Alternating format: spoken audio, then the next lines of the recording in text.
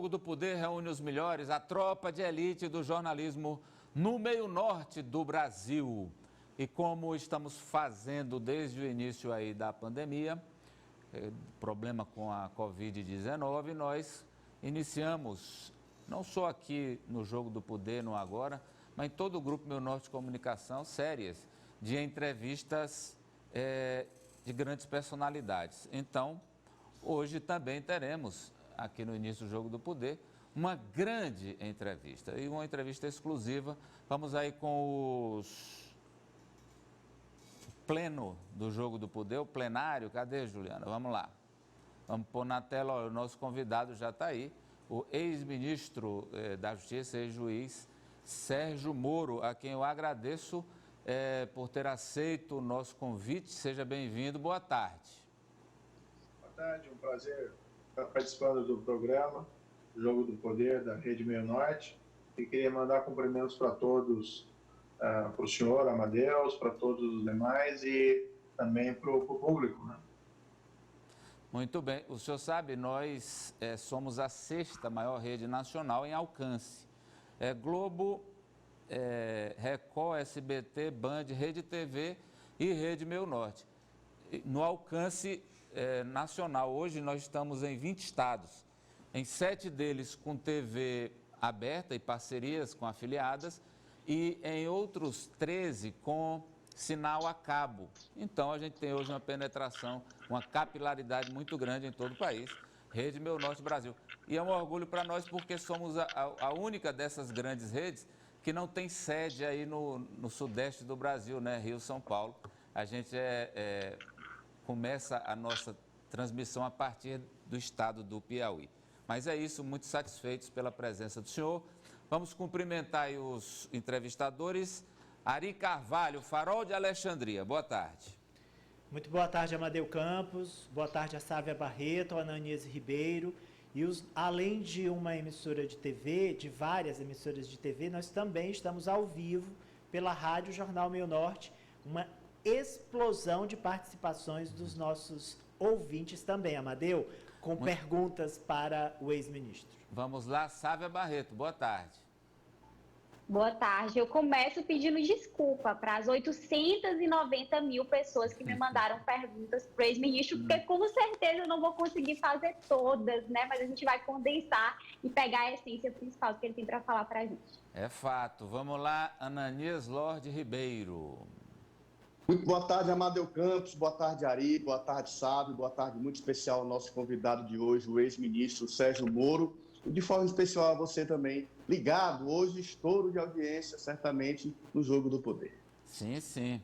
Fique atento aí nas plataformas do Grupo Meu Norte de Comunicação. Eu quero começar, doutor Moro, com o assunto de hoje, que é um encontro virtual, uma live virtual, um comício virtual, Direitos Já, com a presença dos ex-presidentes Temer, Sarney, Fernando Henrique, presença de políticos que foram pré-candidatos, foram candidatos a presidente, Ciro Gomes, Guilherme Boulos, Fernando Haddad.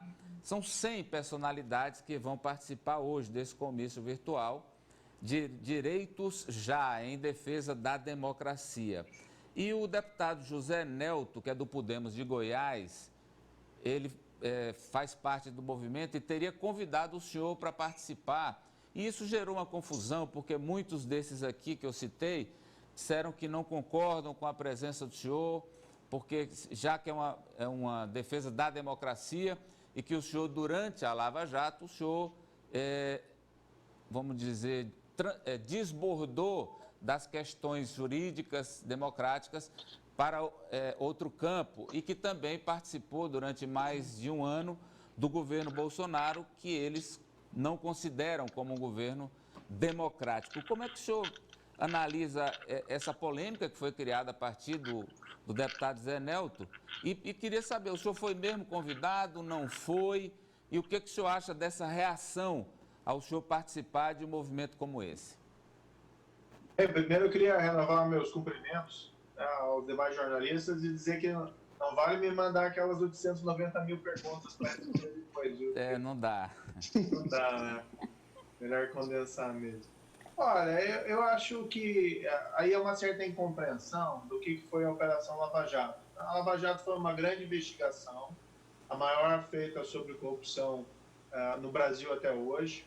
E muitas pessoas associam a Lava Jato à minha pessoa, mas não é verdade. Eu fui um dos juízes do caso, mas outros juízes atuaram, Ministério Público, Polícia. E o que foi identificado ali foi uma vasta rede de subornos que afetava a Petrobras e que também era utilizado para pagamento de propina a políticos, agentes políticos. Muita gente, durante a investigação, ficava resignado a fulano X sendo perseguido por conta da sua opinião, mas no fato não, era por conta de subornos, né, de pagamentos. Então há uma incompreensão por um certo viés político em relação ao que foi feito na Lava Jato, mas eu particularmente a consciência totalmente tranquila, né? As pessoas foram processadas, as pessoas foram condenadas, e não foi só por mim, foi pelo Tribunal de Apelação da Quarta Região, foi pelo Superior Tribunal de Justiça. A gente entende que isso gera alguma frustração em algumas pessoas, mas simplesmente pela aplicação da lei. E na minha avaliação, quando se combate a corrupção, acima de tudo, nós estamos fortalecendo aquilo que a gente chama de império da lei. Isso é um fortalecimento da própria democracia. A democracia não é muito compatível com essa questão da corrupção. Em relação ao governo, a minha participação, isso eu já expliquei diversas vezes, foi feito o convite. Eu assumi com o presidente um compromisso de nós sermos firmes contra a corrupção, crime organizado e criminalidade violenta. A meu ver, eu permaneci fiel a esse compromisso.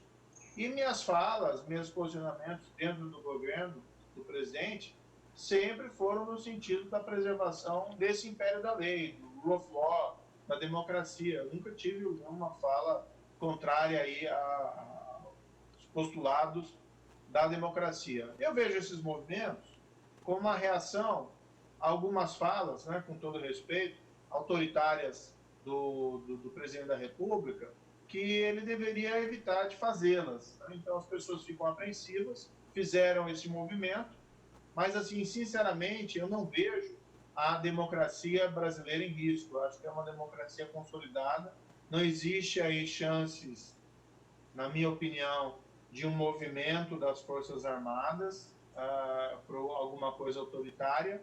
Agora, acaba sendo uma reação natural a esses arroubos autoritários e nós ficaríamos muito bem sem eles, né? Isso gera instabilidade, isso gera medo nas pessoas, nós poderíamos evitar. Eu, na verdade, não fui convidado, né, para compor. Acho que houve uma frase lá do deputado José Nelto, do Podemos interna, e algumas pessoas disseram lá que preferiam que eu não participasse. Olha, eu na verdade, nunca pedi para participar, o que não impede que eu me posicione, como sempre fiz na minha carreira, muito firmemente, né, a favor da lei e da democracia. Quando o senhor deixou o governo, o senhor disse, que o governo Bolsonaro, que estava saindo porque não aceitava interferência do presidente na Polícia Federal.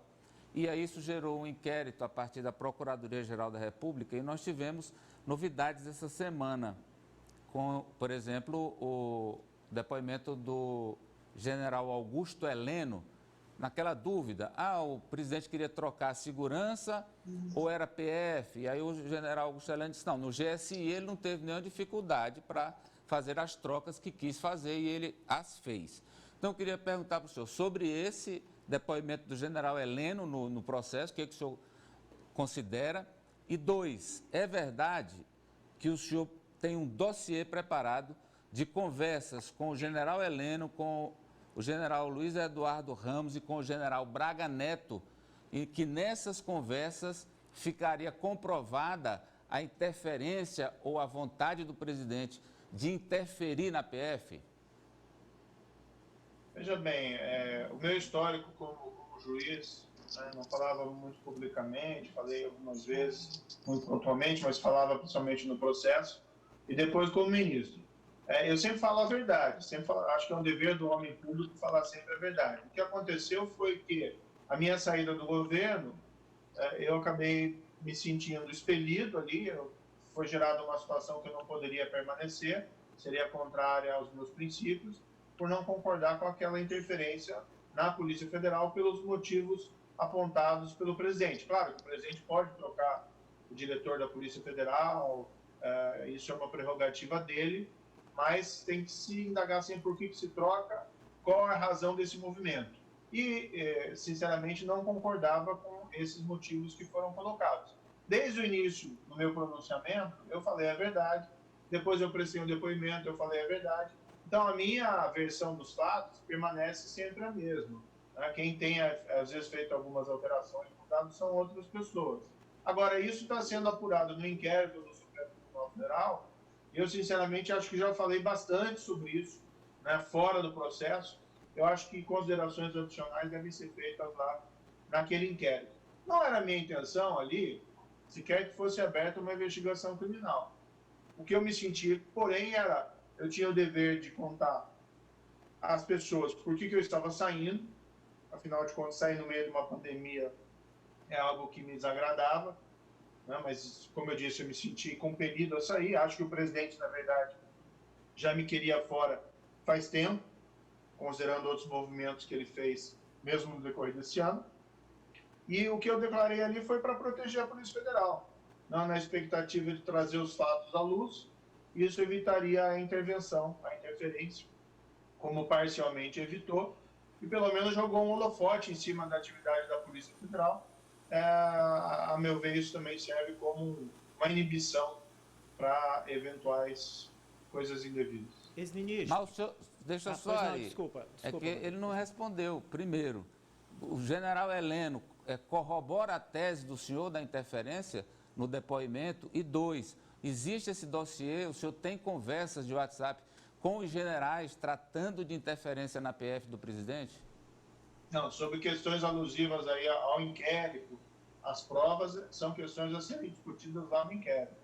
Eu não respondi diretamente, mas estou lhe dizendo isso. O que eu posso lhe assegurar é que eu sempre falei a verdade nessa situação específica. Uhum. E aí você tem mensagem, aí você tem aquele vídeo, aí você tem esse ofício mencionado do general Heleno, isso está tudo muito claro. Mas tem o dossiê das conversas com os generais ou não, doutor Moro? Não, aí é uma questão de inquérito, viu? Desculpe, não é apropriado ficar falando sobre isso publicamente. Vamos lá, Ari. Ex-ministro, quando o senhor entrou no governo Bolsonaro, o senhor sabia dos riscos de ficar ao lado de um presidente que, além dele e dos filhos, tem conhecidas ligações perigosas, digamos assim? O senhor pensou, eu entro e eu mudo essas pessoas, aí o senhor percebeu que não poderia mudar e saiu do governo, queria entender esse movimento.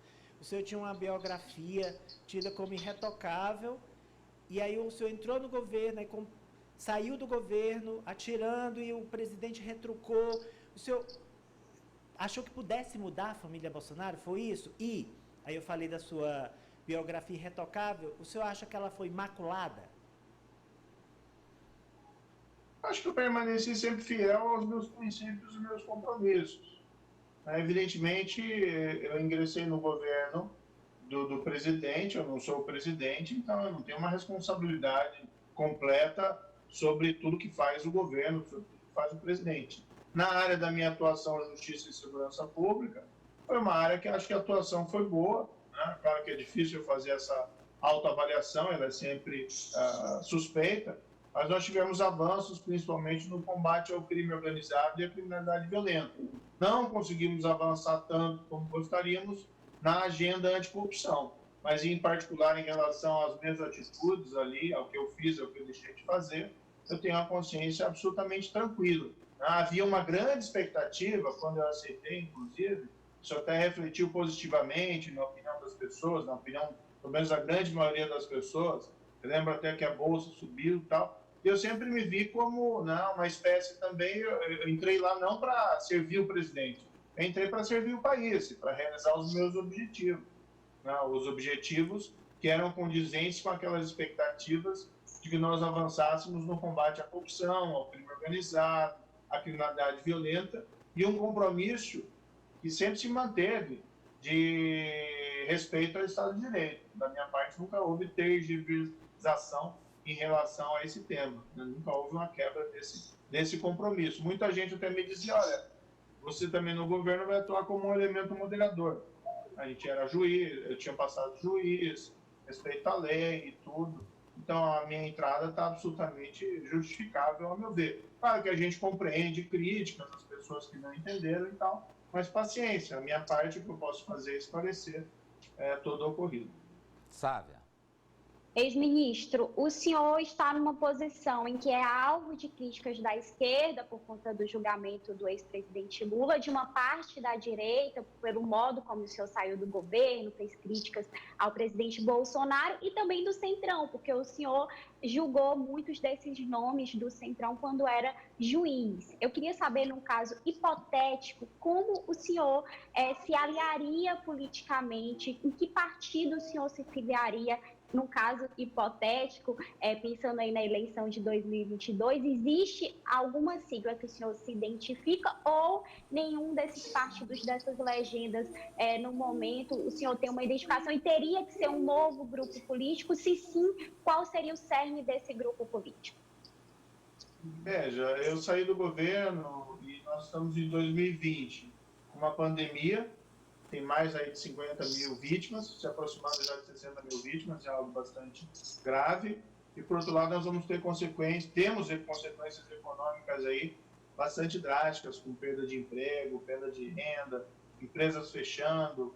Então, a preocupação, acho que ninguém pode se preocupar conscientemente, no presente momento, com eleições em 2022, 2026, 2030. Nós temos que cuidar do nosso ano de 2020. Quando eu saí, eu sabia que, para mim, isso ia ser um peso, ia gerar um ônus, que eu ia ser atacado pelos apoiadores do presidente, né, que muita gente não ia compreender por que eu saí, tal. Agora, assim, eu não posso deixar de fazer a coisa certa, pensando nisso aí. Eu não entrei no governo para fazer concurso de popularidade, nem saí do governo para fazer concurso de popularidade. Né? Eu penso que eu tenho que ser fiel aos meus princípios. No caso aqui, ser fiel aos meus princípios era ser igualmente fiel ao país. Né? Eu tenho com esse compromisso de fazer a coisa certa, não fazer a coisa errada. Então, eu não podia concordar com aquela interferência pelos motivos que foram me apresentados. Então, siga seus princípios, arca com as consequências. Absolutamente tranquilidade em relação a isso. Tá? Então, não estou pensando nessa questão político-partidária. Ananias. Ex-ministro, eu queria falar de um fato recente, a decisão do Tribunal de Justiça do Rio de Janeiro de conceder a segunda instância ao senador Flávio Bolsonaro. A gente vê aí esse processo saindo das mãos do juiz Flávio Itabaiana, que foi o juiz que decretou a prisão do Queiroz. E essa decisão até assusta uma expectativa de uma denúncia a ser apresentada pelo Ministério Público já hoje, no dia de hoje. E quem acompanha esse caso de perto vê até semelhanças com o caso do ex-presidente Lula. Tem a questão de Atibaia, tem a questão de recorrer ao foro para fugir de investigações. Então, eu queria saber do senhor, na sua linha de combate à corrupção, como o senhor vê essa decisão do Tribunal de Justiça do Rio de Janeiro e a adoção desses artifícios jurídicos contra investigações? Eu particularmente penso em relação a isso, já falei publicamente, nós temos esse fórum privilegiado, né, em vez do agente público, agente político, responder na justiça como qualquer cidadão comum, né, existe esse foro especial no Supremo, agora no TJ. Isso, nós tínhamos que acabar com isso, entendeu? Essa é uma das agendas perdidas que nós tínhamos que ter tentado aprovar no Congresso já em 2019, e aí não conseguimos por vários fatores. Mas aí é um bom sinal para mostrar, olha, tem alguma coisa de errado. Quando a gente começa a discutir mais a questão, ao invés de discutir a questão do mérito, se houve ou não houve o crime, o que aconteceu ali, a gente tem que ficar discutindo essas questões processuais, que são manobras realmente para evitar que o caso seja julgado no mérito. Né? Na minha opinião, nós tínhamos que erradicar por completo esse foro privilegiado. Eu, como juiz, tinha no Tribunal Federal, depois, como ministro, também tinha no STF, e agora, como cidadão, não tenho. Eu não preciso disso, nunca precisei disso. Eu não acho que ninguém precisa disso, né? Esse é um resquício que nós temos de uma época que as pessoas eram tidas como que não são iguais, que existem pessoas mais importantes que as outras. Eu acho que isso faz mal para a nossa república. Doutor Moro, o senhor é hoje, são as pesquisas que indicam a figura pública mais popular, mais aprovada, é o senhor. E claro, isso, o senhor tem muitos seguidores, inclusive na política, deputados, senadores, que defendem que o senhor renove o Brasil sendo candidato, trazendo uma nova esperança, essa bandeira de contra a corrupção, de falar a verdade sempre, como o senhor está explicando para nós hoje.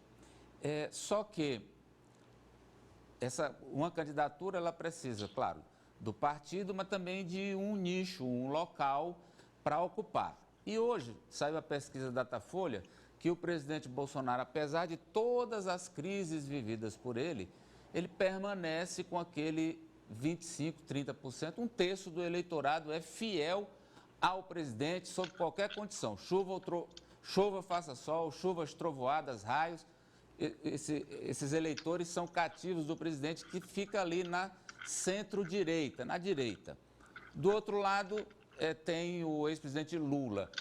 O senhor buscaria essa inserção no centro, centro-esquerda, centro-direita, nesse espectro, como o senhor se colocaria?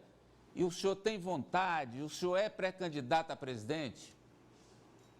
Esses rótulos de esquerda, direita, hoje são bastante questionados.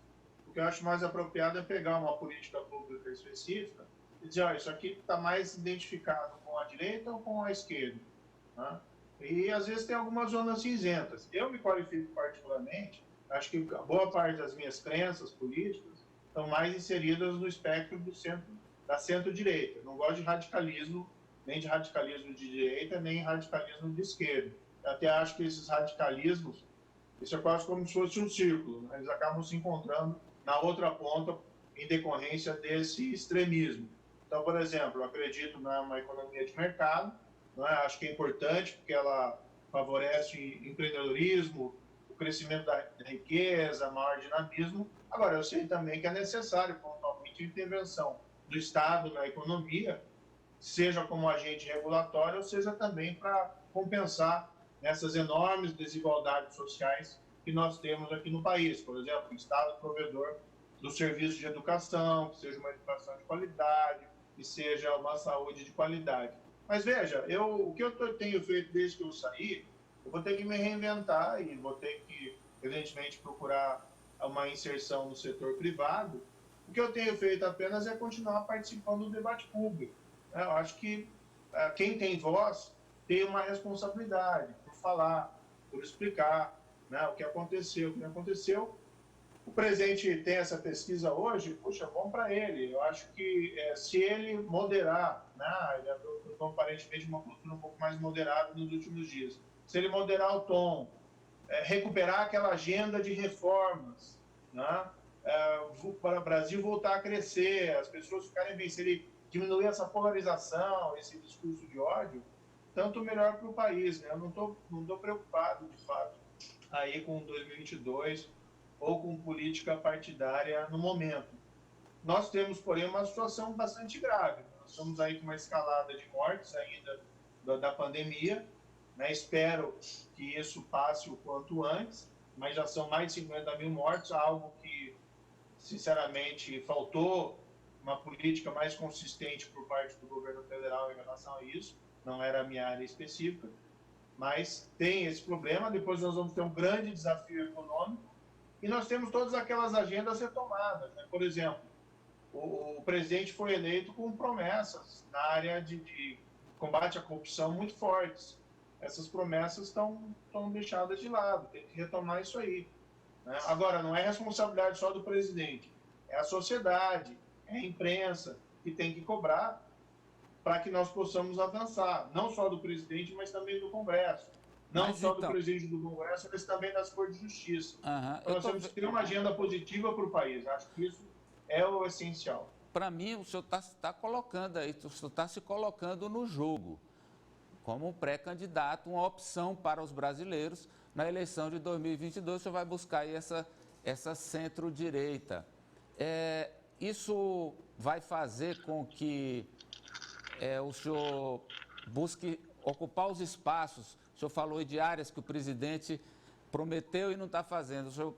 O senhor vai trabalhar nisso, nessas agendas que não foram cumpridas pelo presidente e que o senhor poderá tocar? Olha, eu vou trabalhar como um cidadão comum, né? Eu não tenho cargo hoje, ainda tenho voz, né? Tenho pessoas que têm interesse em me ouvir e vou procurar me inserir principalmente na sociedade civil organizada, junto à imprensa, para cobrar como cidadão comum posturas consistentes nessa área, seja do Congresso, seja do Judiciário, seja do próprio presidente, né? Nós vamos ter agora em breve a possibilidade do Congresso restabelecer lá a execução em segunda instância. Eu acho que esse é um ponto importante. Foi mencionado aqui agora há pouco o foro privilegiado. Doutor Moro. Por que nós temos que ter esse tipo de discussão? Doutor Moro, nós temos que suprimir isso de uma vez. Desculpe lhe incomodar, interromper, mas é que o senhor está muito político. O senhor não político. O senhor, a gente faz a pergunta, o senhor escorrega, o senhor já está com traquejo. Na verdade, assim, eu não tenho a pretensão de anunciar uma candidatura que não existe, né? Entendeu? Então, mas uma intenção, sim. Eu até entendo as perguntas, o interesse, mas eu acho que é o debate das ideias. Eu sei, mas sempre para haver a candidatura é preciso haver a vontade, a intenção. O senhor sonha um dia ser presidente? Olha, eu nunca tive esse sonho, não. A minha ideia era, como juiz, depois de ter como ministro, era construir políticas públicas consistentes nessa área. Agora, realmente há uma grande dificuldade, interesses especiais, oposição muito forte, né? E, sinceramente, eu não senti o apoio suficiente do Palácio do Planalto para enveredar nessa área. Outras áreas que a gente teve mais liberdade, por exemplo, combate ao crime organizado, combate à criminalidade violenta, os resultados foram positivos, né? Acho que nunca se enfrentou tanto o crime organizado, o PCC, essas organizações, a criação de áreas de inteligência, caíram os crimes no país inteiro, mérito também dos estados, vamos dizer, mas o governo federal também com algum mérito. Mas olha, tem muito a ser feito, né? Ex-ministro, hoje pode ser por mim, pode ser por outro.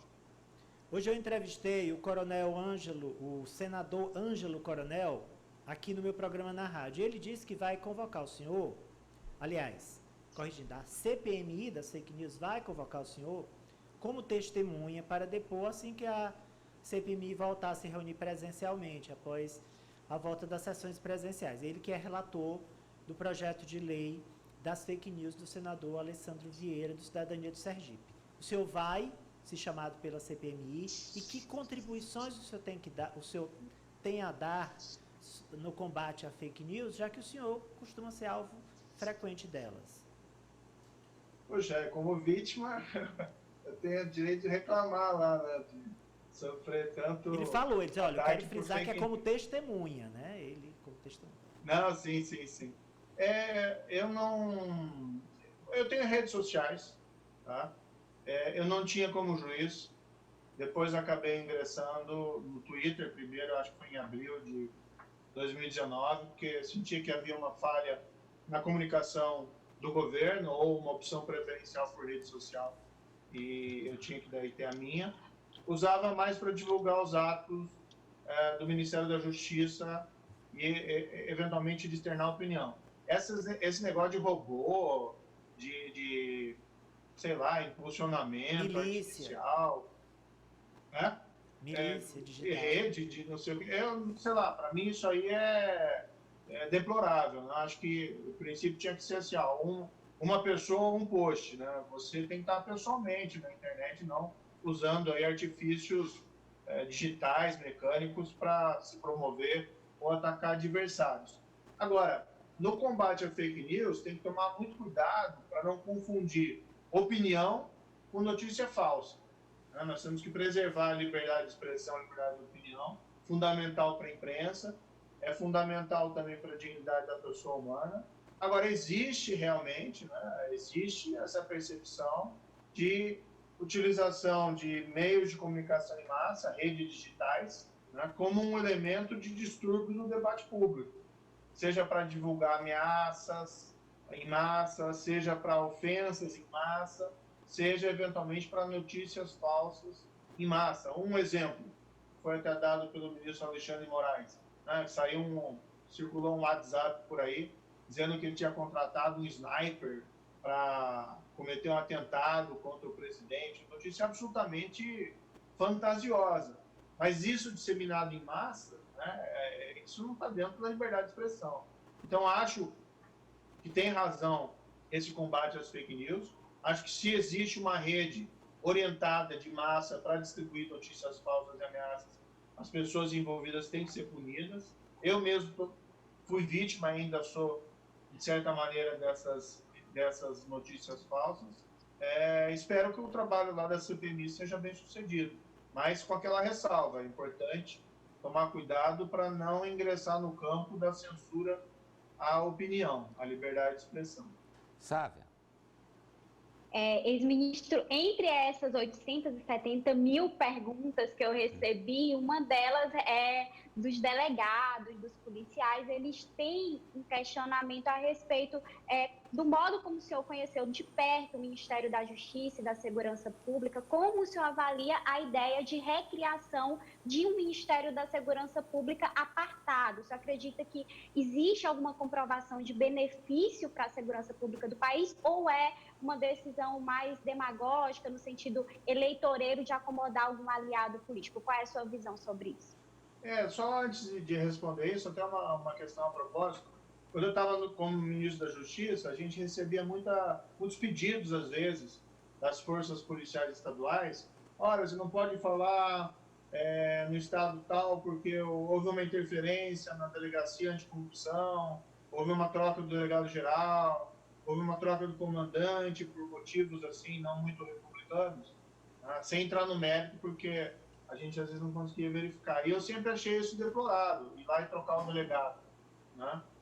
Só que como eu era ministro e os estados têm autonomia, a gente ficava um pouquinho numa situação delicada de fazer algum pronunciamento público ou interferir, até porque às vezes a gente não conhecia a mesma situação. Quando fizeram isso lá no Ministério da Justiça, eu não tenho condições de ficar, né? Como é que eu vou, né, falar até com a comunidade policial, né, se eu aceitar uma troca de diretor por motivos com os quais eu particularmente não tenho como concordar. Então, até para explicar para essa classe os motivos da minha saída. Na questão colocada, eu sempre achei, independentemente de eu estar lá ou não, que o melhor é ter um ministério forte do que 2 ministérios fracos. Eu nunca vi com bons olhos essa separação entre justiça e segurança. Foi feita no final do governo, no último ano do governo Temer. Tem os seus defensores e as pessoas até têm alguns argumentos razoáveis. O que eu via mais era o resultado do enfraquecimento da justiça e da segurança pública. E tem algumas secretarias na área da justiça, por exemplo, Secretaria Nacional Antidrogas, ou a área de cooperação jurídica internacional. Hoje é essencial para você combater o crime você ter cooperação jurídica internacional. Isso na justiça. Por que tirar isso da segurança? Eu, particularmente, sempre acho melhor, entendo, independentemente de eu estar lá ou não, tá, que um ministério forte é melhor do que 2 fracos. Agora, no Ministério da Justiça e Segurança, é importante que haja um foco na preocupação principal do país no momento, que é a criminalidade elevada, seja corrupção, crime organizado ou criminalidade violenta. Vamos lá, Ananias.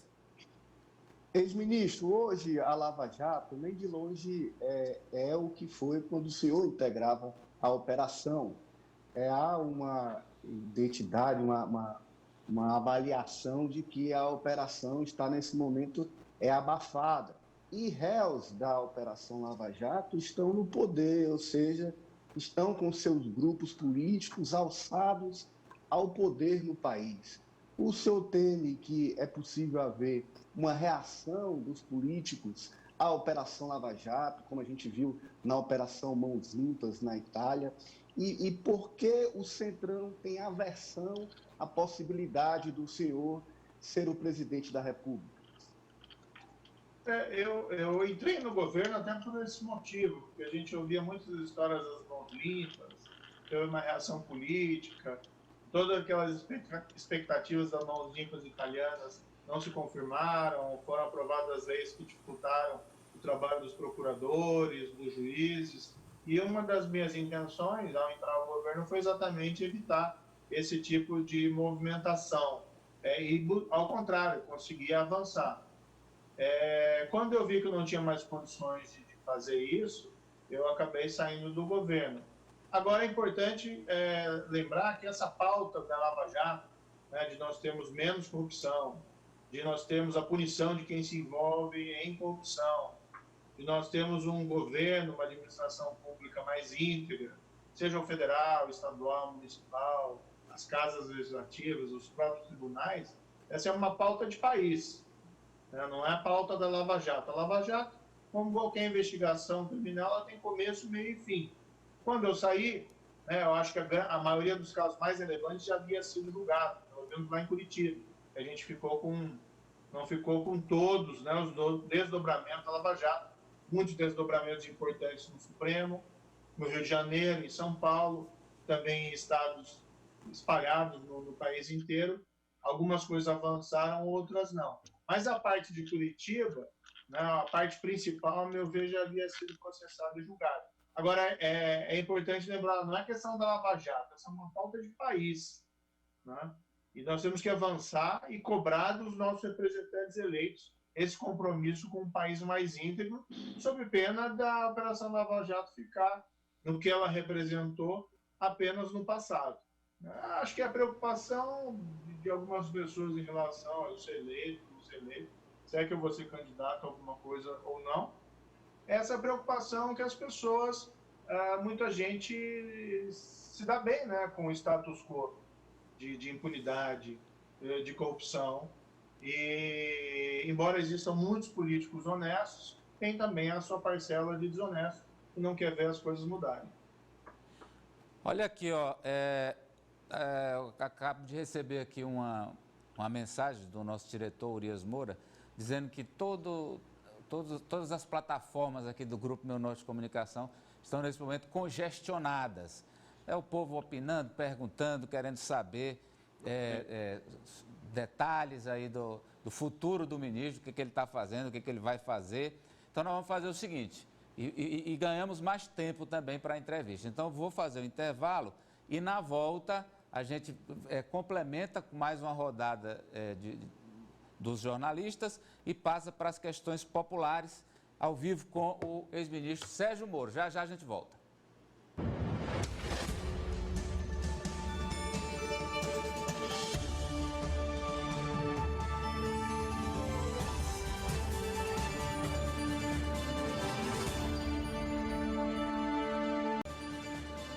Agora pela Rede Meu Norte Brasil e com o Jogo do Poder. Hoje, entrevista especial com o doutor Sérgio Moro. Aliás, o Urias tá que manda mensagem aqui dizendo que as nossas afiliadas também estão mandando mensagens sobre a audiência, a fala do ministro, do doutor Moro, e também dizendo que estamos em primeiro lugar, disparado, nesse horário, na entrevista com o doutor Moro. Está vendo? Eu disse para o senhor que o senhor, entre as personalidades, as figuras públicas, o senhor está na frente. Está vendo a resposta aí da nossa audiência, doutor Moro? Acho que bom, né? Fico feliz aí. E fiquei também feliz em saber aqueles detalhes que o senhor colocou no início lá sobre a pujança, né, da Rede Meio Norte, do papel de destaque dela. Muito bom estar falando. Devia ter falado antes até com ela, né? Mas nunca é tarde para ter essa oportunidade. Isso aí. Eu queria a opinião do senhor sobre essa condução econômica do governo. Sei que não é a sua área, mas o senhor, como disse, é hoje um personagem atento e que tem voz. E está a polêmica aí se o auxílio emergencial será prorrogado por mais 3 meses, parece que isso é certo, mas que não seria nos mesmos valores, nos R$600. O ministro Guedes entende que tem que ser um pouco menor. O que o senhor acha? Tem que prorrogar estes 3 meses? Tem que manter os R$600? Bem, isso é como aquela questão da saúde, da pandemia, da cloroquina. Não adianta o leigo dar opinião, tem que chamar o especialista. Então, se fez toda aquela propaganda, aparentemente, agora a dúvida é se o remédio tem eficácia. Na questão da economia, da mesma maneira. Falando por alto, nós temos uma pandemia muito grave que afeta a vida das pessoas, inclusive na parte econômica, de emprego, renda e de empresas. Então, ter um suporte econômico dado pelo governo, nesse presente momento, como essa transferência de renda do Corona Voucher, é essencial. As possibilidades de pagamento, aí realmente é uma questão que tem que ser analisada pelos economistas. Em princípio, falando sem ter o conhecimento dos detalhes, me parece que o melhor seria a extensão realmente do benefício. Agora, existem outras questões. Eu tenho ouvido muito aqui de empresários, especialmente pequenos empresários, que as linhas de crédito necessárias para que as empresas permaneçam em atividade, não quebrem, isso é essencial para a retomada depois do emprego e da dinâmica da economia, que essas linhas de crédito não têm chego a essas empresas, aos pequenos empresários. Então, é algo também que o governo precisa cuidar, E eu digo isso não como uma crítica, eu acho que assim, a ideia é ser construtivo, nós temos que nos preocupar em sairmos juntos dessa crise sanitária e dessa crise econômica. Essa é uma queixa... algo que precisaria de um olhar mais atento. Isso, é uma queixa também, doutor Moro, dos pequenos e microempresários aqui também da região Nordeste, do Norte, que essa ajuda, esse socorro venha para que não ocorra tanto desemprego e tantas empresas fechadas, como infelizmente a gente está registrando. Antes de passar para vocês, uma pergunta minha aqui. O senhor se arrepende de ter deixado a magistratura? Infelizmente, no Brasil, embora eu acho que isso é até correto, eu saindo da magistratura não tenho como retornar. Eu tive que pedir exoneração na época, não posso voltar ao meu cargo como se estivesse em outra carreira pública. Agora, eu tomei uma decisão na época que foi ponderada. Aí eu recebi muito apoio. Eu lembro que eu peguei avião para ir para o encontro com o presidente, isso foi no dia 1º de novembro, e as pessoas no avião, tinha vários jornalistas inclusive, mas as pessoas entusiasmadas, as pessoas estavam felizes por aquela possibilidade. De volta, vamos lá, Jogo do Poder, entrevista com o doutor Sérgio Moro. Todos na tela, olha aí. Doutor Moro, acho que foi um hacker, forças ocultas, eu não sei. Mas, forças muito poderosas não querem que eu fale na TV. Pode ser, quem sabe? Pode ser reflexo já da nuvem de gafanhoto, já trazendo aí uma energia nebulosa. Quem sabe? Mas a gente vai bloquear isso. Ou aquela poeira que vem lá do deserto do Saara, alguma coisa está acontecendo. Mas importante que a gente retomou e está tudo certinho. Está aí o doutor Sérgio Moro de volta. Ele estava me respondendo, eu perguntei se ele tinha se arrependido de ter deixado tantos anos de magistratura para ingressar no Ministério da Justiça. Então, como eu ia dizendo, infelizmente aqui é um caminho sem volta. Não tem como voltar para a magistratura, é diferente de outras carreiras, mas isso também é para preservar a independência dos juízes, Ficar indo e voltando de um poder ao outro realmente não seria bom. Quando eu assumi lá, aceitei o convite, foi uma decisão muito ponderada. Eu lembro que eu peguei um avião, fui falar com o presidente, muitas pessoas no avião vinham lá me cumprimentar, entusiasmadas. Depois, quando a minha volta, a mesma coisa, que a notícia ficou pública, subiu a bolsa, foi feita pesquisa, todo mundo dizia lá que achava ótimo. Claro, sempre tinha os críticos, Mas assim, enfim, eu tomei uma decisão ponderada. E sempre que fui indagado sobre isso, eu sempre falei a verdade. Falei, olha, foi um salto, um risco, mas foi uma aposta no sentido de tentar fazer algo maior para o país. Acho que a luta contra a corrupção lá em Curitiba era importante, mas ela só pode ser finalizada realmente em Brasília, com políticas públicas mais consistentes. E existiam outras áreas que a gente se incomodava, que poderia contribuir, essa questão da violência mesmo, né? Em 2017, nós tivemos mais de 60 mil assassinatos no Brasil. Então, é uma tragédia, uma guerra civil por ano, mais do que até vítimas até agora do coronavírus. Esse número caiu um pouco em 2018, em 2019 caiu substancialmente.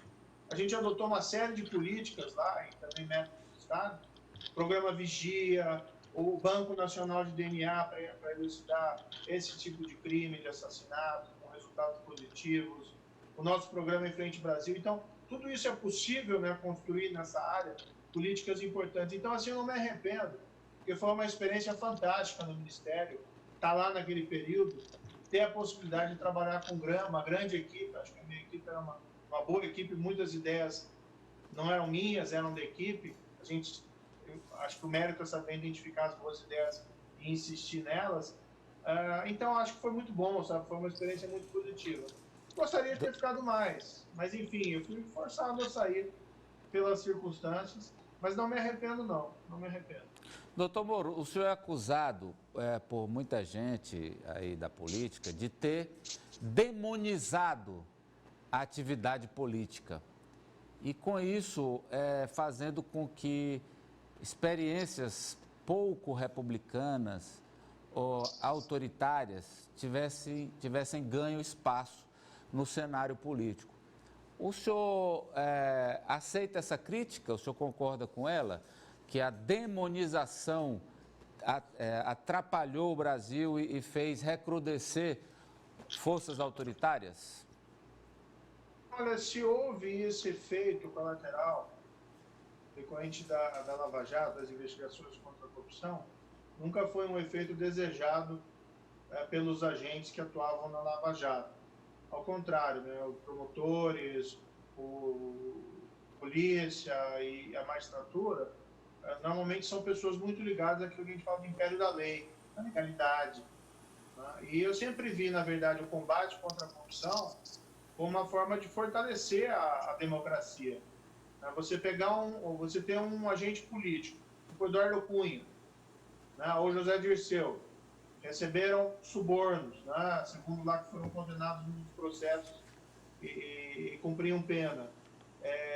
Eles não foram perseguidos pela opinião política. Então, não é criminalização da política, são agentes políticos que, infelizmente, se corromperam. E essas pessoas serem punidas pelos seus atos é simples império da lei, né? Rule of law. Ao contrário, isso fortalece a democracia e isso fortalece os bons políticos. Porque o que eu acho que foi um dos problemas nossos da impunidade da grande corrupção? Os políticos que se corrompem, né, eles acabam não sendo expelidos da vida pública pelos processos, pela justiça, e eles vão cada vez ficando mais fortes. E eles vão cada vez trazendo mais aliados com a política. Isso, com o tempo, vai contaminando, né, em certo nível, a vida democrática de um país. Mas nunca foi um ataque à democracia, pelo contrário. O combate à corrupção fortalece a democracia, assim como fortalece a economia. Então, assim, compreendo esse discurso, muito se falou em criminalização da política, mas boa parte do mundo político são pessoas íntegras, honestas, tem os desonestos têm que pagar pelos seus crimes. Ari. É simples assim, não há criminalização. Eu gostaria de saber primeiro se eu posso chamá-lo de colega jornalista, já que o senhor estreou como colunista do jornal O Globo e da revista Cruzoé. Para não chamar doutor Moro, eu vou chamar de... A gente tem um jargão, o senhor é novo na profissão, a gente tem um jargão que a gente chama coleguinha, colega. Então, colega jornalista, agora que o senhor é do time também. Eu queria entender, porque eu já assisti várias vezes o vídeo daquela fatídica reunião ministerial de 22 de abril.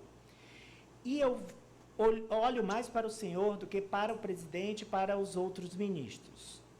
E eu fiquei imaginando várias vezes se o senhor estava pensando assim, tomara que isso acabe logo, ou onde foi que eu vim parar? Qual era o seu lugar ali, no que o senhor estava pensando durante as falas do ministro Ricardo Salles do Meio Ambiente, da ministra Damares Alves da Mulher, do ministro Abraham Weintraub da Educação, doutor Moro? Como jornalista, eu sou um bagrinho, né? Então, não pode me chamar de coleguinha mesmo. Tá? Mas é melhor do que ex-ministro, né? Quando você começa a ser, começa a ser chamado tudo por ex-ministro, ex-juiz, tudo, você começa a ficar, peraí, não sou mais nada, né? Então, mas tá tranquilo. Qualquer jeito que me chamar tá ótimo, a gente não tem essas frescuras não, tá bem. Jornalista. Isso, jornalista mais ou menos, uma coluna a cada 15 dias, não sei se me qualifica para tanto, mas, enfim, cidadão, né? Olha, eu estava numa posição um pouco desconfortável, estava ali, o meu gestual é um gestual defensivo, lá de braços cruzados, e eu acho que eu pensava um misto dessas duas frases, né? Será que não vai acabar nunca isso? Ou o que eu estou fazendo aqui? É uma reunião, as pessoas até me cobraram depois, por que você não saiu da reunião? Por que você não falou nada? Ali não tinha espaço para contraditório, estava muito acirrado os ânimos, né? E o presidente não tem muito esse viés de ouvir, de diálogo. Eu tinha uma reunião com ele no dia seguinte marcado, no qual eu pretendia conversar sobre essa questão da Polícia Federal. E ali naquela reunião, no começo, eu ainda falei alguma coisa para dar uma contribuição positiva para aquele programa que estavam tentando gestionar lá do Pro Brasil. Mas depois realmente não me senti confortável em falar. Ficaram discutindo aquela questão de isolamento, de prisão. Isso tinha sido objeto de uma reunião anterior, que eu tinha falado, olha, prisão de quem descumpre isolamento é indesejável, isso tem que ser base de diálogo e convencimento. Agora, isso tem que ser conversado com os governadores, não pode entrar numa briga com os governadores, porque a gente precisa coordenar, né, o combate à pandemia. E no âmbito da segurança pública, a gente sempre trabalhou com a política lá de integração. Então, assim, não é o melhor seguir uma postura de colisão com os governadores, tem que ter uma construção. À tarde daquele mesmo dia, eu tive uma videoconferência com 27 secretários de segurança, no qual, inclusive, eu coloquei essa questão de novo, né, da prisão para quem descumpre isolamento, para ser evitado ao máximo. Claro, a gente sabe a importância dessas medidas de distanciamento social, mas isso, a meu ver, tem que ser mais na base do diálogo mesmo. Mas isso também tem que ser um diálogo com o secretário de segurança, não é uma imposição ou ficar lá fazendo um circo ou um escândalo. Eu acho que não. Mas já tinha falado isso na reunião anterior. Eu estava naquela lá, daí, puxa, de novo essa discussão, né? Vamos Enfim, lá, Sávio. Realmente a reunião não foi boa. Teve reuniões melhores, vamos ser sinceros. Teve reuniões piores, né, infelizmente. Mas aquela reunião foi bem difícil. Os ex-presidentes Lula, Dilma, Temer tiveram que governar ou fizeram a escolha de governar com o Centrão. Eu queria saber do senhor. O senhor acha possível governar sem o Centrão? Como seria, então, formar um governo nesse nosso presidencialismo de coalizão, como o senhor já falou anteriormente, sem a participação desses partidos de cunho mais fisiológico? Olha, durante o governo, eu conversava muito com os parlamentares. E tem muita gente boa no Congresso, muitos políticos de qualidade. Né? Tem também a parte não muito boa, vamos colocar assim.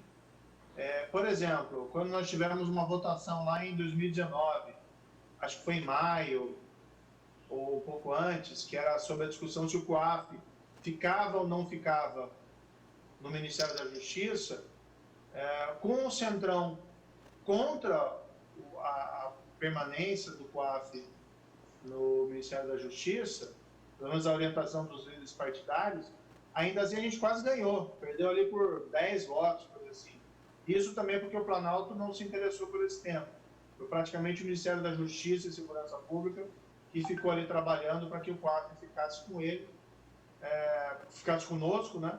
Porque nós tínhamos um bom planejamento ali para fortalecer o COAF.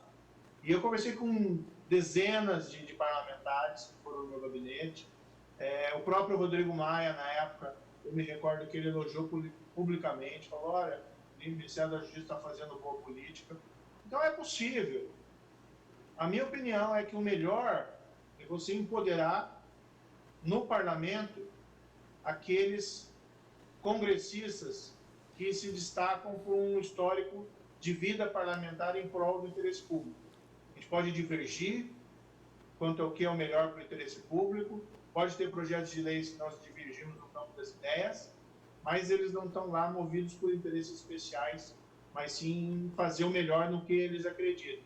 É possível pegar esses parlamentares e empoderar esse lado do parlamento, porque aí você pode ter o efeito contrário de você empoderar a parte negativa. Se você empodera a parte negativa, esses é que vão crescer em poder e vão trazer os seus aliados cada vez mais para o parlamento, e a coisa vai ficando cada vez mais difícil. Isso é um erro cometido por vários governos pretéritos, na minha opinião. Enquanto se você pegar a parte boa, né, do parlamento, e você empoderar essa parte, a tendência é você ter o contrário, você ter um predomínio com o tempo dessa parcela mais íntegra, parcela mais positiva. Então tem que negociar no bom sentido e fazer as alianças políticas com as pessoas certas. Mesmo dentro do partido do Centrão, tem muitos parlamentares bons. Né? Não há um comprometimento geral. Tem gente boa em tudo que é partido. Vamos lá, Ananias. Doutor Moro, o senhor falou em reuniões piores do que aquela. O que poderia acontecer de pior do que naquela reunião, que de fato chamou a atenção para ser classificado como pior? Fiquei com essa curiosidade. Mas também queria saber, o senhor fala muito para o Norte e Nordeste, a audiência majoritária é nesta região, neste momento, que concentra o berço político de apoio do ex-presidente Lula. Portanto, muito da nossa audiência apoia o ex-presidente Lula. E alguns o veem como alguém que perseguiu o ex-presidente, alguém que tirou o ex-presidente da disputa eleitoral. Então, eu queria que o senhor falasse diretamente com essas pessoas e explicasse, de fato, a sua atuação com relação ao ex-presidente Lula e desse uma pincelada sobre o que o senhor aguarda do STF no pedido de suspeição feito pela defesa do ex-presidente. Bem, as reuniões, né? Teve reuniões muito boas do Conselho de Ministros, teve reuniões não tão boas como essa do dia 22 de abril. Nos últimos tempos, talvez por conta do acerramento dos ânimos por causa da pandemia, as reuniões não vinham sendo muito boas. E algumas reuniões em particular em que havia um conflito entre o presidente e o ex-ministro Mandetta foram realizadas num clima extremamente pesado também, sabe? Então, realmente, não vou dizer pior, mas também não diria que foram melhores. Teve reuniões muito negativas, como essa do dia 22 de abril. Em relação ao presidente Lula, o que as pessoas têm que entender é o seguinte: o juiz ele julga segundo a lei e segundo as provas. O que nós tivemos ali? Nós tivemos, durante o governo do presidente Lula e em parte do governo do presidente Dilma, nós tivemos um saque à Petrobras. A Petrobras, isso é reconhecido internacionalmente. A própria Petrobras reconheceu isso em acordos que acabou tendo que fazer, até com autoridades estrangeiras, empresas que pagaram suborno, como Odebrecht, Andrade Gutierrez, Camargo Correia, todas elas disseram basicamente o seguinte: nós tínhamos que pagar sistematicamente subornos em contratos com a Petrobras. Isso ia para diretores da Petrobras, ia para agentes políticos. E o processo do presidente Lula se insere nesse contexto. Para mim, esse processo só me trouxe problema. Traz até hoje, né, que as pessoas não compreendem. O que acontece é que, no curso do processo, a defesa do presidente Lula quis usar um álibi, que é o álibi da perseguição política. Eu estou sendo processado não por conta de crimes, mas porque querem me tirar do jogo eleitoral, ou por causa da perseguição do PT. Mas, assim, eu não fui o único juiz que julgou. Eu julguei a sentença de primeiro grau. Depois teve o Tribunal de Apelação, em Porto Alegre, 3 desembargadores. Depois teve o STJ em Brasília, né, Superior Tribunal de Justiça, 6 ministros. Aí não estão julgados. Depois teve um outro processo que quem condenou e emitiu a sentença foi uma juíza federal. Também confirmada a sentença pelo Tribunal Regional de Apelação. Então, o que se quer muitas vezes construir é um álibi de perseguição política que não existe. Da minha parte, animosidade pessoal em relação ao ex-presidente, eu não tenho. Eu não conheço ele pessoalmente, estive lá nas audiências, não tenho nenhum sentimento negativo em relação a ele. Eu cumpri o meu dever, foi basicamente isso. Assim como saí do governo, agora cumprindo o meu dever, na minha opinião. Eu sinto muito se isso, pessoas que tinham o presidente lá em alta conta, ficaram desiludidas ou não compreendem bem, mas, enfim, era o que eu podia fazer. Eu não posso absolver alguém só por conta de ser uma figura pública. Essa exceção de suspeição vai ser julgado. E o forte dela é dizer que a minha suspeição porque eu teria ingressado para o governo Bolsonaro.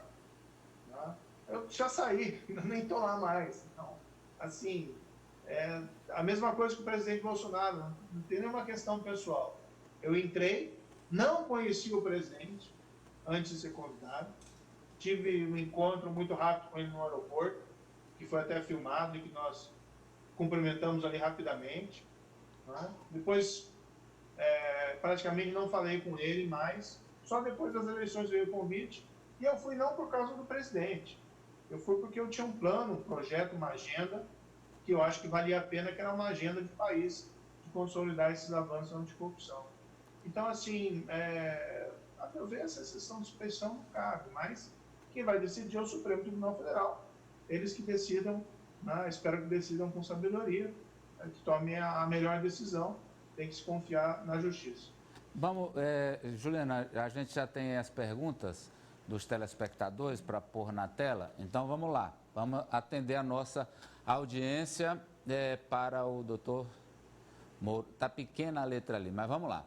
Doutor Moro, durante a Operação Lava Jato, a ferramenta delação premiada foi muito usada e importante na produção de provas, mas em alguns casos pareceu atropelar os limites, como a prisão do empresário Marcelo Odebrecht por meses até ele delatar o presidente. E a delação de Renato Duque, em que sua filha foi ameaçada ser presa. Qual é o limite da delação premiada? O João Lucas quer saber. Veja, é uma técnica de investigação antiga você utilizar um criminoso como testemunha contra os seus pares. Nesses crimes de corrupção, por exemplo, normalmente envolve quem paga e quem recebe. Nenhum deles tem incentivos para falar. Se ambos se calarem, nós nunca vamos saber. Então, pegar um e utilizar contra o outro é algo que se faz no mundo inteiro. Tem uma série de cuidados a serem realizados. Por exemplo, você não pode acreditar na palavra do criminoso sem ter uma prova de corroboração. Sempre tem que ter uma prova que confirme a palavra do criminoso. No caso do Renato Duque, ninguém ameaçou a filha dele, não. O que aconteceu foi o seguinte: no curso das investigações foi descoberto que ele tinha lá 30 milhões de euros em contas do Principado de Mônaco, não declaradas, contas secretas que ele havia recebido em suborno. E veja, assim, ele está no Brasil, uma fortuna no exterior. Você tem um risco concreto aí de um criminoso que possa fugir do país e ainda ficar com o dinheiro do crime. Pense que se fosse, por exemplo, um roubo a banco, nas mesmas circunstâncias. Não tem nenhuma dúvida que caberia aí a prisão preventiva desse indivíduo. Então, a decisão foi tomada, a decisão foi mantida em todas as instâncias, foi mantida no Supremo Tribunal Federal a demonstrar o acerto da decisão. No caso do Marcelo Odebrecht, é a mesma coisa. A Odebrecht, depois ela fez um acordo de leniência, está querendo se remediar. Isso é bom. A empresa tem que reconhecer os erros para poder ir adiante. Mas eles construíram uma máquina de propina. Tinha um setor de propina na empresa, que pagou subornos para agentes públicos durante anos, várias vezes.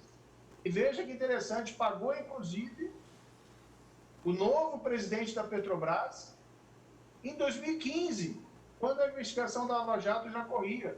Isso foi objeto de confissão pelo próprio Marcelo Odebrecht. Então, é evidente que é um caso de prisão preventiva. Ninguém prendeu essas pessoas para confessar, não. Não tinha nada a ver com isso. Se prendia porque estavam presídios os requisitos legais para uma prisão e o principal objetivo era impedir a continuidade desses crimes que se arrastavam décadas. Vamos lá, mais uma, Juliana. Wilson Nascimento. Sou empresário aqui no Maranhão, ao lado do Piauí. Aluguei 6 caminhões para prestar serviço às empreiteiras que faziam acesso ao novo aeroporto, entre outras obras das construtoras OAS e Camargo Corrêa. Após a Lava Jato, essas empreiteiras estão paradas com o fim das obras e das construtoras e das construções, né? As cidades que dependiam delas se tornaram cidades fantasmas. Todos perderam emprego. Hoje, tive que devolver os caminhões. O senhor acha que precisava atingir todos nós, trabalhadores, com a Lava Jato? Essa é uma crítica que é sempre feita contra o senhor, de que o senhor destruiu várias cadeias produtivas no Brasil, a do petróleo, a da construção civil, atingindo não só os empresários, mas também os pequenos que gravitavam em torno, funcionários e microempresários que gravitaram em torno dessas grandes empresas, doutor Moro. Eu até sinto muito pela situação que foi relatada, né? Mas, assim, quem, na verdade, foi responsável por isso foram as pessoas que cometeram os crimes. Tá? Então, foram as pessoas que praticaram suborno sistematicamente por anos, que acabaram gerando essa situação de dificuldade para essas empresas, certo? Eu sempre digo assim, olha, o policial não é responsável pelo assassinato quando ele encontra um cadáver. E essa não foi uma ação minha, foi uma ação do Ministério Público, da polícia, eu fui um dos juízes envolvidos no caso. O que acontecia era trazido a investigação que havia, né, um caso de suborno e as pessoas eram processadas. Ninguém processou, eu não processava as empresas, eu era juiz criminal, nós tínhamos o processo contra as pessoas. As empresas sempre tiveram a válvula de escape, que era fazer um acordo de leniência, que era basicamente reconhecer os seus crimes, pagar indenizações e continuar trabalhando. O que aconteceu com algumas dessas empresas é que elas demoraram muito e aí passaram a ter dificuldades cada vez maiores. Veja um exemplo de uma empresa gigantesca, né, internacional, se envolveu em corrupção no passado e continuou operando normalmente depois. A Siemens já há mais de uma década, pagou em propina, suborno, em vários contratos internacionais. O que ela fez? Reconheceu os crimes, pagou indenizações, disponibilizou as provas e continuou operando normalmente. O que aconteceu é que algumas dessas empresas brasileiras demoraram muito e isso acabou agravando as consequências. Mas tenha certeza que a corrupção nunca faz bem para a economia. Pelo contrário, a corrupção distorce a economia. A corrupção é areia, não é óleo nas engrenagens da economia.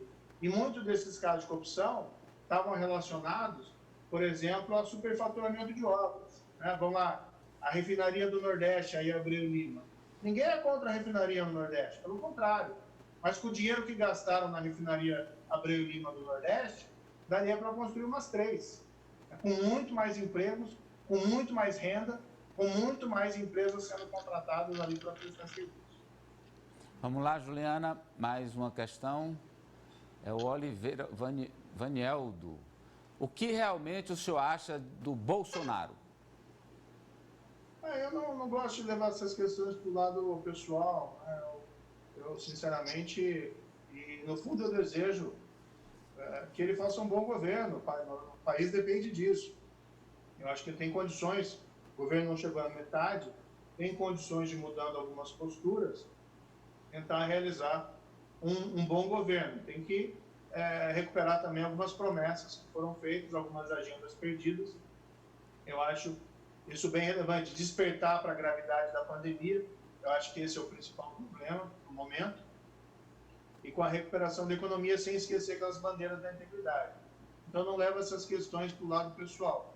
Eu critiquei agora, recentemente, até na minha coluna, escrevi uma coluna também no Globo, eu acho que o presidente o governo dele tem características de populismo de direita, com aqueles arroubos autoritários. Aparentemente, ele moderou o tom nos últimos dias, isso é positivo, né? Gera mais estabilidade, espero que assim permaneça. Mas eu não desejo mal ao presidente pessoalmente. Olha aqui, a Mônica está perguntando para o senhor o seguinte, o senhor perdoou o Onyx Lorenzoni, e por que não perdoou o Lula? Não, veja, o Lula era juiz, eu tinha que julgar o processo. Então eu tenho que aplicar a lei. O caso do ministro Onyx, ele responde processo perante outros juízes, os processos do Supremo Tribunal Federal. A única coisa que eu falei em relação ao ministro Onyx foi o seguinte, ele foi envolvido numa acusação de Caixa 2, e ele admitiu os fatos, e disse que ele estava disposto a pagar as consequências. Então, basicamente, o que eu disse, não que ele tem que ser perdoado, e eu não tenho poder de perdoar ninguém, certo? Mas que era louvável a atitude dele de reconhecer que tinha cometido aquele fato e está disposto a arcar com as consequências. Basicamente isso. Mas não é da minha prerrogativa perdoar ou não perdoar quem fez. Estão me pedindo aqui, eu vou dar uma rodada final de perguntas para vocês. Vai, Ari. Eu vou aproveitar e fazer uma pergunta de um ouvinte nosso, né, o Luiz Márcio, que mora aqui na Zona Norte de Teresina. Ele disse o seguinte, se o senhor for candidato a presidente da República, o senhor espera mesmo contar com os votos dos estados do Nordeste, onde os governadores são todos do PT? Olha, eu não estou com planos específicos de pensando em eleição, pensando em política partidária, então isso não me vem à mente no momento, então não teria uma resposta para essa questão específica. Agora, só uma observação, né? Os governadores não são imperadores persas que comandam o Estado desse nível, então as pessoas tomam as suas decisões, inclusive podem votar em outros governadores, outros candidatos a governador, senão nós teríamos reeleição infinita, né, dentro dos estados. Então, as pessoas não são súditos dos governadores dos seus estados. Mas essa é uma questão que, particularmente, não me gera preocupação no momento. Sávia? Como o Amadeu disse que é só uma rodada, eu vou ser espertinha e vou fazer duas perguntas em uma. Uma o senhor responde agora, outra o senhor responde no final. A primeira é sobre esse movimento antifascista, né? Pelo menos eles se auto-intitulam antifascistas. Eu queria saber do senhor, o senhor acredita que existe, de fato, o senhor que estuda bastante história, existe alguma linha de discurso fascista entre os apoiadores do presidente Jair Bolsonaro, ou você acha que a nomenclatura está sendo usada indevidamente? E a outra pergunta é porque toda sexta-feira, aliás, todos os dias a gente dá dicas aqui no programa, no finalzinho, dicas de filme, de livro, de série, e eu queria que o senhor desse uma dica, pode ser de filme, livro, série, que o senhor acha que o brasileiro que está em casa, aquele que pode ficar em casa nesse momento, pode conferir também para poder se distrair um pouquinho, né, que faz parte.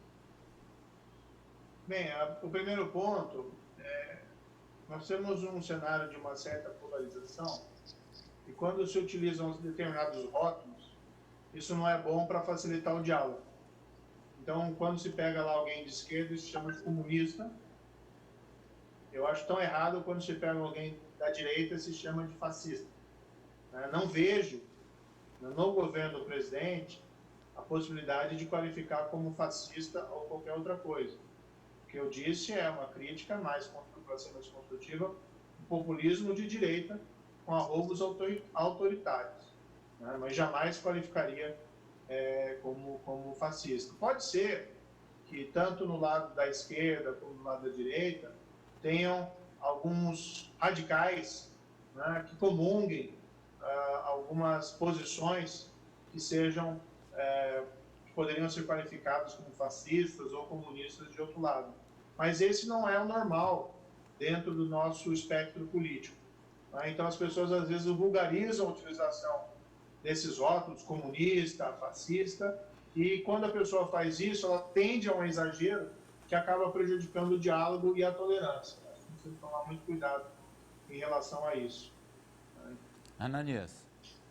Ex-ministro, nós estamos sobrecarregados com pandemia, com conflito de poderes, com desemprego.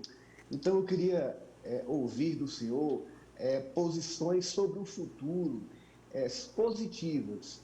Qual é a agenda positiva que o Sérgio Moro, cidadão, potencialmente algum político mais à frente, defende para o país? Bem, nós temos eu acho que é importante ter presente que pese todos os estudados, nós somos uma das maiores democracias, né, do mundo, uma democracia consolidada, que tem instituições que estão agindo, passamos por momentos de turbulência, mas não vejo um risco concreto antidemocrático no presente momento. Economia, da mesma forma, uma das maiores economias do mundo, também com nossos problemas, agora, mas já tínhamos antes, né, notadamente aí um alto desemprego e grande desigualdade. Nós temos que avançar para construir uma democracia mais forte, uma economia mais robusta, trazendo aí oportunidade para todos. Isso significa, entre outras coisas, nós falarmos em império da lei, para proteger o vulnerável, mas também para que o poderoso não possa fugir das consequências da lei quando praticar algum ilícito. Nós temos que universalizar, ou pelo menos melhorar muito a qualidade dos serviços de educação, tá, e de saúde, mas eu destacaria principalmente a educação, que é a porta de saída, né, para um desenvolvimento pessoal e um desenvolvimento geral mais robusto. Ou seja, há uma série de desafios que nós vamos ter que enfrentar, desafios que não resolvemos ainda do século passado, e nós vamos entrar em novos desafios, né, que vão surgindo e que nós temos que correr atrás. Por exemplo, a própria questão de disponibilização de serviços de internet, universalização disso para toda a população. E nós vemos hoje, por exemplo, na pandemia, como isso é importante, e como isso nos faz falta para manter, por exemplo, a possibilidade de ter educação online na esfera pública, principalmente, né, que as pessoas, muitas famílias, têm acesso à internet. Ou seja, nós estamos discutindo ainda saneamento, falta de acesso, educação de qualidade, e nós temos novos problemas a serem enfrentados. Mas a minha mensagem, acho que é de esperança, e acho que dentro desse cenário, apesar desse cenário de dificuldades, eu tenho certeza que a gente vai conseguir ir adiante.